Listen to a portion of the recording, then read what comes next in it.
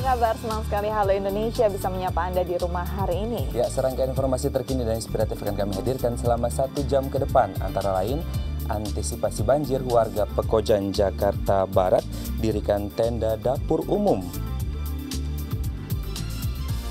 Ada pula dedikasi untuk para lansia. Iya, selain itu hari ini kita akan berbincang tentang peran penanganan prasarana dan sarana umum, namun setelah dalam segmen bincang ya, Matt? Iya, betul sekali. Dalam segmen bincang.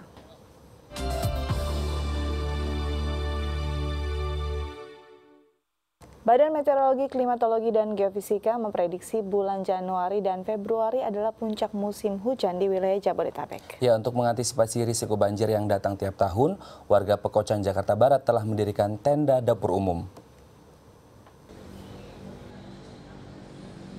Meskipun banjir belum datang, warga Pekojan, Jakarta Barat telah bersiap menghadapi bencana banjir tahunan yang datang setiap musim penghujan. Berdasarkan instruksi dari Kepala Kelurahan Pekojan, sejak November tahun lalu, warga di sini telah mendirikan tenda yang difungsikan sebagai dapur umum. Di dalam tenda juga telah disiapkan 2 buah kompor serta berbagai alat masak.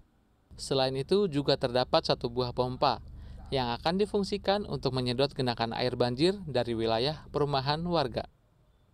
Di depan pos polisi Jembatan 5 Pekojan juga telah disiapkan 3 buah perahu yang akan digunakan untuk mengungsikan warga dan membagikan bantuan ke rumah-rumah warga.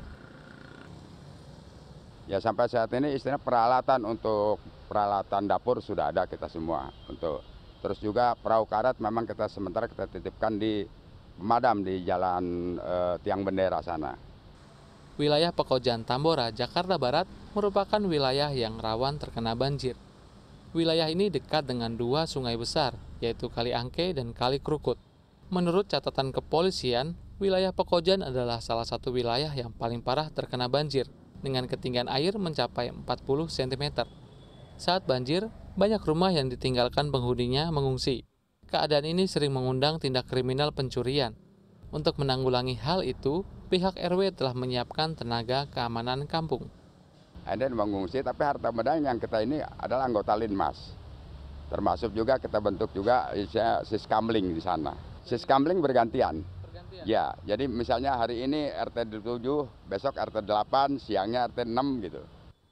Banjir bisa datang kapan saja. Namun dengan persiapan yang matang, diharapkan dapat mengurangi jumlah korban dan kerugian yang diakibatkan oleh bencana banjir. Yeremia Tera, Yoga Pratama, Dai TV.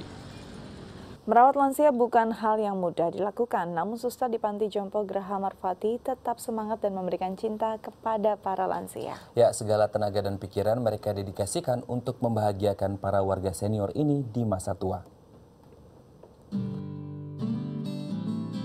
Mengabdi dengan berprofesi sebagai suster di Panti Jompo adalah sebuah bentuk kasih yang bisa diberikan para suster perawat di Panti Jompo Graha Marfati. Walaupun seringkali lansia mengamuk, para suster tetap berusaha untuk merawat dan menghibur dengan sepenuh hati agar para lansia senang berada di sini.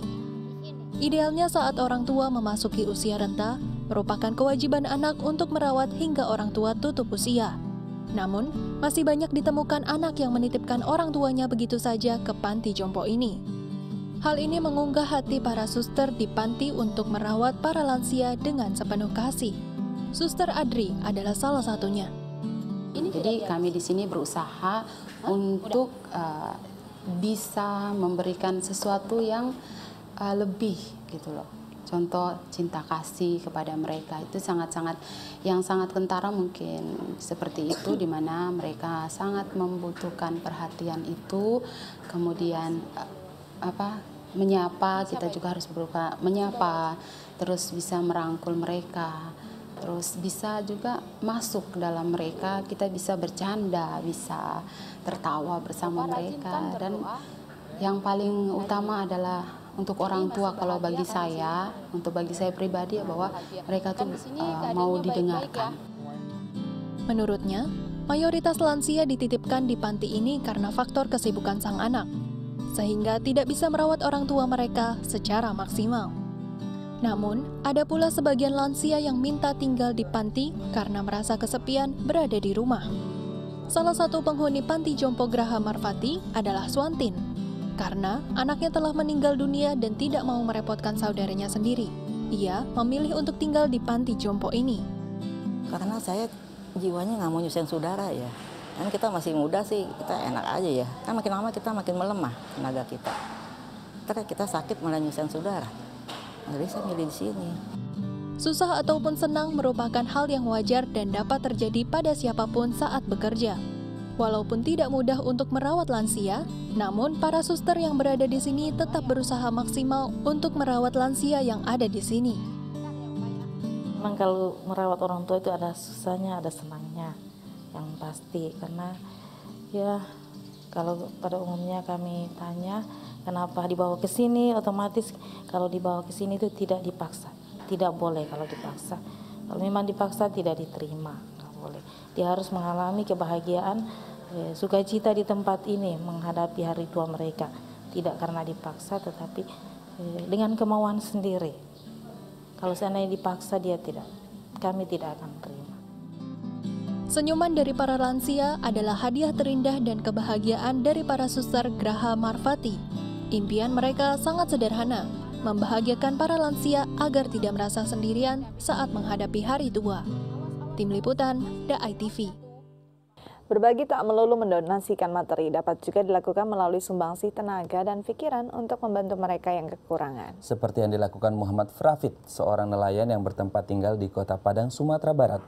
Seperti apa dedikasi pria yang akrab disapa Bong ini untuk sesama? Berikut kisahnya untuk Anda. Muhammad Rafid adalah seorang nelayan yang tinggal di Kota Padang, Sumatera Barat. Rafid tinggal bersama istri dan kedua anaknya. Selain berprofesi sebagai nelayan, Rafid juga aktif sebagai relawan di Yayasan Buddha Seci Indonesia.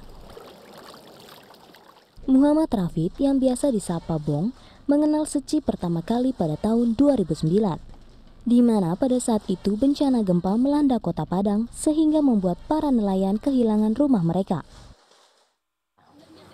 Seci saya merasakan sama teman-teman juga. Dengan adanya kegiatan seperti inilah kami merasa, biarpun kami orang nggak mampu, dengan Seci kami merasa mampu. Bukan dengan kami ini nggak bisa bantu dengan uang, tapi saya punya teman-teman, kawan-kawan semua bertekad untuk membantu dengan tenaga dan pikiran. Itu yang bisa kami bantu.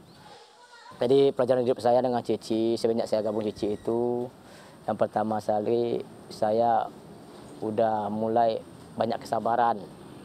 Pertama sekali rumah tangga saya. Dulu sebelum gabung Seci saya mungkin banyak lah, masih ada emosi-emosi. Cuma dengan Seci saya banyak pengalamannya itu, harus banyak kesabaran menghadapi rumah tangga dulu.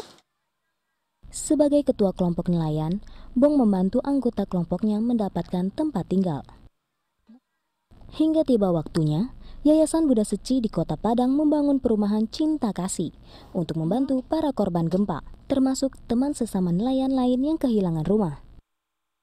Bersama Seci, Bong merasakan pelajaran dalam hidup untuk dapat mengendalikan emosi serta melatih kesabaran. Bong juga telah banyak melakukan kegiatan bakti sosial bersama Seci, seperti membantu pengobatan katarak dan bibir sumbing secara gratis bagi warga di Kota Padang. Tim Liputan DAI TV. Ya, selanjutnya kita akan berbincang tentang peran penanganan prasarana dan sarana umum atau PPSU bagi masyarakat. Namun setelah jeda berikut, tetap bersama kami di Halo Indonesia.